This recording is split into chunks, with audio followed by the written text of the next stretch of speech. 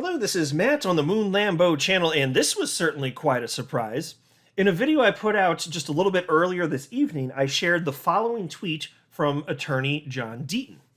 Tomorrow, my rebuttal to Gary Gensler's op-ed will be published by Fox Business.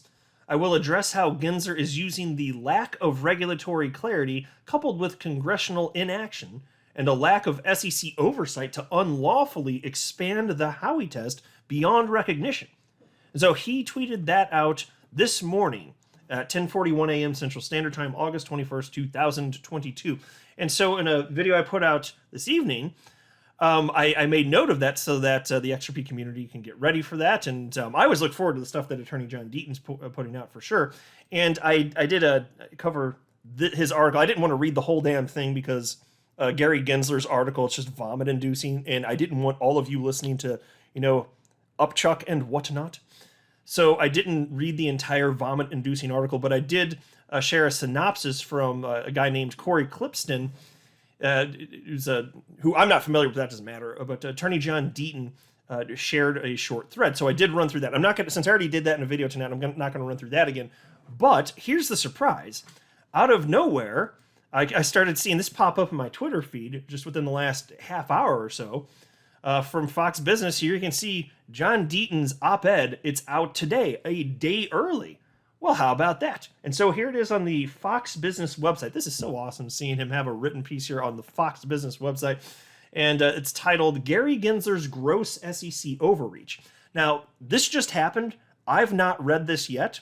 And so I thought it'd be fun to just kind of run through this and we can experience it together here for the first time. Honestly, it's from John Deaton. There's a 100% chance I was going to cover this anyway, so I thought it would just be fun for us to, like I said, go through this together. But before going further, I do want to be clear, I do not have a legal or financial background of any kind. I am not offering legal or financial advice, and you definitely should not buy or sell anything because of anything I say or write. I'm just an enthusiast who enjoys making YouTube videos about crypto-related topics, but just as a hobby and just for fun, damn it. If you don't like it, well, you can just get out. All right, so into Attorney John Deaton's piece here on Fox Business. The Supreme Court may have recently struck down overreach by the Environmental Protection Agency, but at the Securities and Exchange Commission, Chairman Gary Gensler remains undeterred in expanding the agency's power beyond its constitutional boundaries. For proof, you need no better example than his all-out assault on the cryptocurrency space. It doesn't take a constitutional law expert to understand that the SEC has limited jurisdiction over the crypto industry. Barring congressional action, frontline regulation of digital assets belongs with the Commodity Futures Trading Commission, the main regulator of investments that are not deemed traditional securities. And so that's true. Let me pause for a second, though. I'm not going to go through Gary Gensler's piece here. I don't want any of you to be induced to vomit, so don't worry, I'm not going to do that. But I did want to mention that Kim Jong Gensler here in his writing, he's arguing pretty much like the opposite, or something completely different, however you want to characterize this. But he's arguing that the SEC does and should treat crypto like the rest of capital markets. So he thinks they're just in charge of everything. In fact, look at the headline from his op-ed here. Gary Gensler titled this, "The SEC treats crypto like the rest of the capital markets." Okay, well, you're sure trying to, aren't you? And then you have Attorney John Deaton here saying, well, no, if anything, it makes more sense to have the CFTC rule over all of this, right? I'm on board with, right? Anyway, John Deaton's piece continues. Yet Gensler, President Biden's pick to run an agency intended to focus on stock scammers ripping off the unsuspecting, has dived headfirst into crypto like Elliot Ness going after Al Capone. It was on a different line, so I didn't catch that. Al Capone. If successful, almost 80 years of U.S. securities laws will be upended within Gensler's first 2 years as chair. The Securities Act of 1933 lists the types of securities regulated by the SEC, including investment contracts. In 1946, the Supreme Court decided the landmark Howey test, providing a 4-part test determining what constitutes an investment contract. 76 years later, Gensler seeks to turn the test on its head with his promises to regulate digital assets in a more intrusive manner than even his trigger-happy predecessor, Jay Clayton. More on that in a moment. Howey involved the offer and sale of orange groves at a Florida resort owned and operated by the W.J. Howey Company, where hotel guests invested in harvesting oranges. The company pitched to its guests that it would do all the necessary work involved in growing and selling oranges. Aside from signing the land purchase and service contracts, the investors did nothing except collect money. The Supreme Court found this business scheme constituted an investment contract and set out the so-called Howey test, establishing a standard for decades. According to the Howey test, an investment contract occurs when a person, number one, invests money, number two, in a common enterprise, number three, and is led to expect profits, and number four, solely from the efforts of the promoter or a third party. All four prongs must be met. And so again, let me pause here. Given that this is the first time that I'm reading this, I don't know if John Deaton's going to go into the issues with Gary Gensler not seeming to want to address the common enterprise aspect of this. But Gary Gensler has literally said on camera, and I first started seeing him say this, I guess August of last year, maybe it was the beginning of September last year. It was like the Aspen Security something or other. I can't remember what it was called. It was like a virtual conference. And he said, the Howey test is a three-factor test. That's how he worded it, I think. It's a three-factor test. And then he went on to name the three factors and said nothing about a common enterprise or anything like that. Just, he just said that he named parts 1 and 2, and then the third one he said, led to expect efforts on the profits of others. I believe is how he worded it, something like that. But so it's like you could argue that he's trying to, make it so that parts 3 and 4 are the same prong, but it's not, because common enterprise actually functionally matters. And how you define common enterprise functionally matters in determining if an asset passes the Howey test. So I just thought I'd mention it anyway. But Attorney John Deaton continues. Since Howey, Congress has failed to pass any new legislation that would directly involve the regulation of crypto. This should mean that it's Congress's intent that crypto's de facto regulator is the CFTC, which has chosen a lighter touch because it fears stifling an emerging technology that blockchain and their digital assets represent. Yet Gensler has used this perceived lack of clarity to unleash a campaign of regulation by enforcement, stretching Howey beyond recognition. When Gensler looks at crypto, he not only sees an opportunity to regulate how but I don't know why that happened. I didn't touch anything, and I guess the screen refreshed it, and it put me at the top. That is so annoying. Fox Business, what are you doing? I hate it when websites refresh, and then it pushes your screen all the way to the top. I was freaking reading something, damn it. You're ruining this Moon Lambo hot jam all up in this bitch. Where was I? Where the hell was I? Oh my, this is really grinding my gears, man. And steaming my vegetables. And burning my biscuits. Simultaneously, all three of those things are happening. Where the hell was I? Was I right here? I think I was right here, right? That sounds about right. Yeah, that's got to be right there. Okay. Let me jump in here. I think this is right. I'll just start this paragraph over. I'm sorry, folks, but just blame the tech dorks over at Fox Business for making that happen right now. I blame them. Anyway, since Howey, Congress has failed to pass any new legislation that would directly involve the regulation of crypto. This should mean that it's Congress's intent that crypto's de facto regulator is the CFTC, which has chosen a lighter touch because it fears stifling an emerging technology that blockchain and their digital assets represent. Yet Gensler has used this perceived lack of clarity to unleash a campaign of regulation by enforcement, stretching Howey beyond recognition. When Gensler looks at crypto, he not only sees an opportunity to regulate how the land and service contracts were sold, but an opportunity to regulate the oranges.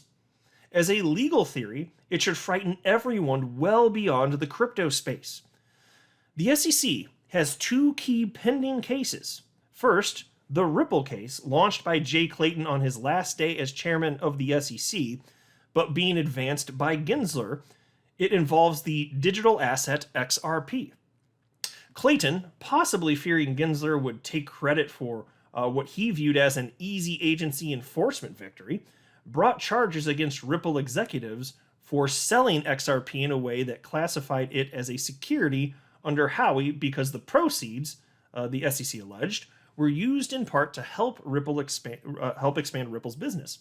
Thus, they should have disclosed information to investors on those sales as if they were a public company.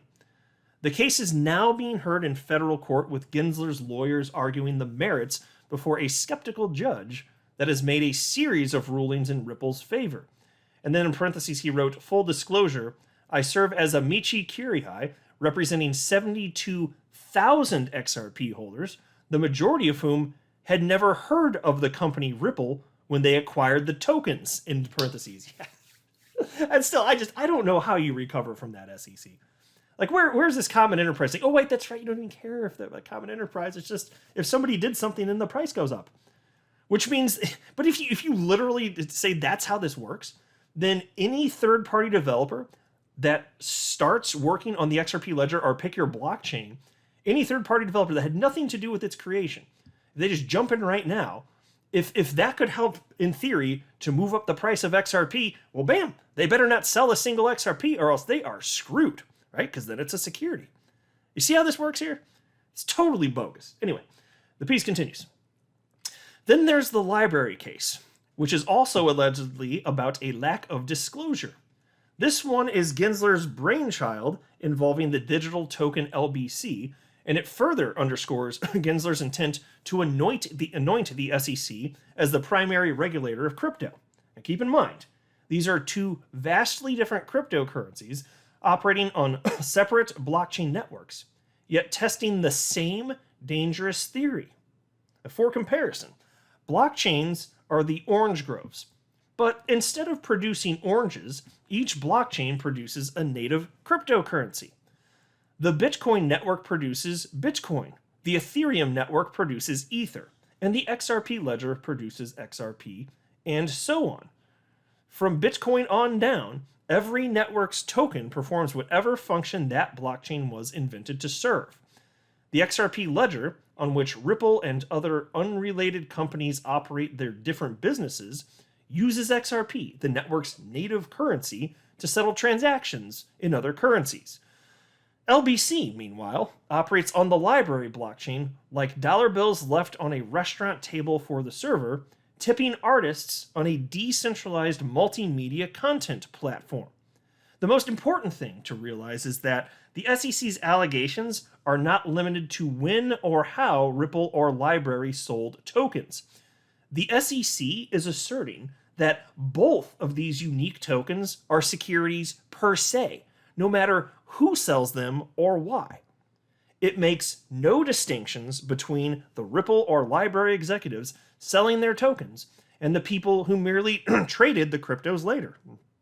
If true, the SEC could then regulate secondary market sales independent of these companies, including sales made by exchanges and retail holders.